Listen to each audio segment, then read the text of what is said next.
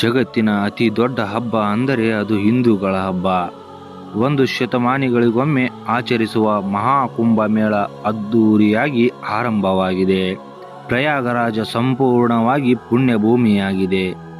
ಈ ಮಹಾಕುಂಭಮೇಳದಲ್ಲಿ ಸಾಧುಗಳು, ಸಂತರು, ಅಘೋರಿಗಳು, ನಾಗ ಸಾಧುಗಳು ಲಕ್ಷಾಂತರ ಸಂಖ್ಯೆಯಲ್ಲಿ ನೆರೆದಿದ್ದಾರೆ. ಪುಣ್ಯ ಪಾದಗಳಿಂದ ತುಂಬಿದ ಪ್ರಯಾಗರಾಜ ಮಹಾಕುಂಭಮೇಳ ಸಂಪೂರ್ಣವಾಗಿ ಐತಿಹಾಸಿಕ ಸ್ಥಳವಾಗಿ ಬದಲಾಗುತ್ತಿದೆ. ಶಿವರಾತ್ರಿಯ ದಿನ ಮುಗಿಯುವ ಈ ಮಹಾಕುಂಭಮೇಳಕ್ಕೆ ಕೋಟ್ಯಾಂತರ ಜನರು ಬರುವ ನಿರೀಕ್ಷೆ ಇದೆ. ಅಷ್ಟಕ್ಕೂ ಏನು ಈ ಮಹಾಕುಂಭಮೇಳ ಎಂದು ತಿಳಿಯೋಣ ಬನ್ನಿ. ಹಿಂದೂ ಧರ್ಮದಲ್ಲಿ ಅತ್ಯಂತ ದೊಡ್ಡ ಮತ್ತು ಅತ್ಯಂತ ಪವಿತ್ರ ಉತ್ಸವವಾದ ಪ್ರತಿ 144 ವರ್ಷಗಳಿಗೊಮ್ಮೆ ನಡೆಯುವ ಮಹಾಕುಂಭಮೇಳ ಈ ಬಾರಿ ಉತ್ತರ ಪ್ರದೇಶದ ಪ್ರಯಾಗ್ರಾಜ್ನಲ್ಲಿ ನಡೆಯುತ್ತಿದೆ.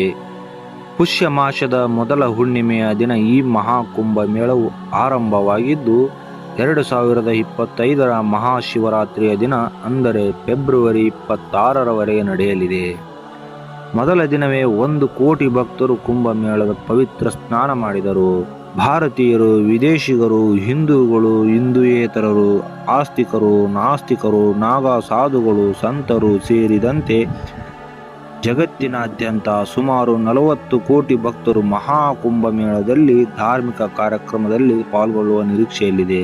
ಕೋಟ್ಯಾಂತರ ಮಂದಿ ಭಾಗಿಯಾಗಿರುವ ಈ ಮಹಾಕುಂಭಮೇಳ ಎಷ್ಟು ಪ್ರಕಾರಗಳು ಎಂದು ತಿಳಿಯೋಣ ಬನ್ನಿ. ಅದಕ್ಕೂ ಮುನ್ನ ಕುಂಭಮೇಳದ ಇತಿಹಾಸದ ಬಗ್ಗೆ ಅರಿಯೋಣ. ಸುಮಾರು 700 ವರ್ಷಗಳ ಹಿಂದೆ ಈ ಕುಂಭಮೇಳ ಆರಂಭವಾಯಿತು. ಕೆಲವು ಗ್ರಂಥಗಳ ಪ್ರಕಾರ ಸತ್ಯಯುಗದಲ್ಲಿ ಆದಿ ಶಂಕರಾಚಾರ್ಯರು ಅವರು ಕುಂಭಮೇಳವನ್ನು ಪ್ರಾರಂಭಿಸಿದರು. ಇನ್ನು ಕೆಲವರು ಈ ಕುಂಭಮೇಳದ ಬಗ್ಗೆ ಅನೇಕ ಕಡೆಗಳಲ್ಲಿ ತಮ್ಮದೇ ಆದ ಉಲ್ಲೇಖಗಳು, ಪುರಾವೆಗಳು ನೀಡಿದ್ದಾರೆ. ಕುಂಭಮೇಳವು 4 ಪ್ರಕಾರದಲ್ಲಿ ಇದೆ. 4 ವರ್ಷಗಳಿಗೊಮ್ಮೆ ಕುಂಭಮೇಳ ನಡೆಯುತ್ತದೆ. ಅದೇ ರೀತಿ 6 ವರ್ಷಗಳಿಗೊಮ್ಮೆ ಅರ್ಧ ಕುಂಭಮೇಳ ನಡೆಯುತ್ತದೆ. ಅದೇ ರೀತಿ 12 ವರ್ಷಗಳಿಗೊಮ್ಮೆ ಕುಂಭಮೇಳ ನಡೆಯುತ್ತದೆ. 144 ವರ್ಷಗಳಿಗೊಮ್ಮೆ ಮಹಾಕುಂಭಮೇಳ ನಡೆಯುತ್ತದೆ. ಶತಮಾನಗಳಿಗೊಮ್ಮೆ ಮಹಾಕುಂಭಮೇಳ ನೆರವೇರುತ್ತದೆ. ಈ ಮಹಾಕುಂಭಮೇಳವನ್ನು ನಡೆಸುವವರು ನಾಗ ಸಾಧುಗಳು. ಬನ್ನಿ ನಾಗ ಸಾಧುಗಳ ಬಗ್ಗೆ ಸ್ವಲ್ಪ ಅರಿಯೋಣ. ಆದಿ ಶಂಕರಾಚಾರ್ಯ ಧರ್ಮವನ್ನು ರಕ್ಷಿಸುವ ಸಲುವಾಗಿ ಮೊದಲು ನಾಗ ಸಾಧುಗಳ ಗುಂಪನ್ನು ರಚಿಸಿದರು. ಹೀಗಾಗಿ ಕುಂಭಮೇಳದಲ್ಲಿ ಧರ್ಮವನ್ನು ರಕ್ಷಿಸುವ ನಾಗ ಸಾಧುಗಳು ಮೊದಲು ಸ್ನಾನ ಮಾಡಬೇಕು. ಕುಂಭಮೇಳದಲ್ಲಿ ಅಮೃತ ಸ್ನಾನದ ವೇಳೆ ಮೊದಲು 13 ನಾಗ ಸಾಧುಗಳು ತ್ರಿವೇಣಿ ಸಂಗಮದಲ್ಲಿ ಪವಿತ್ರ ಸ್ನಾನ ಮಾಡುತ್ತಾರೆ. ಬಳಿಕ ಉಳಿದ ಸಾಧುಗಳು, ಸಂತರು, ಗಣ್ಯರು ಹಾಗೂ ಸಾರ್ವಜನಿಕರು ಸ್ನಾನ ಮಾಡುತ್ತಾರೆ.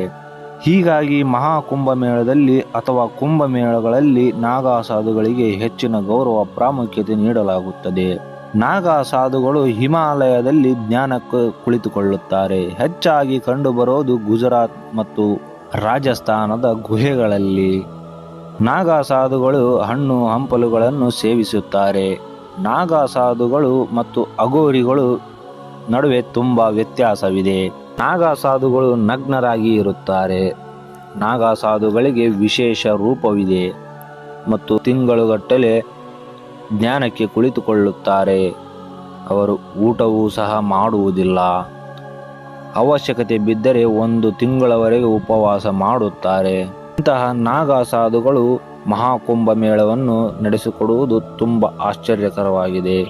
ಅಘೋರಿಗಳು ಶಿವನ ಭಕ್ತರು, ಆದರೆ ನಾಗ ಸಾಧುಗಳು ಆದಿ ಶಂಕರಾಚಾರ್ಯರ ಭಕ್ತರು. ಈ ನಾಗ ಸಾಧುಗಳ ಬಗ್ಗೆ ನಿಮ್ಮ ಅನಿಸಿಕೆಯನ್ನು ಕಮೆಂಟ್ ಮಾಡಿ. ಧನ್ಯವಾದಗಳು.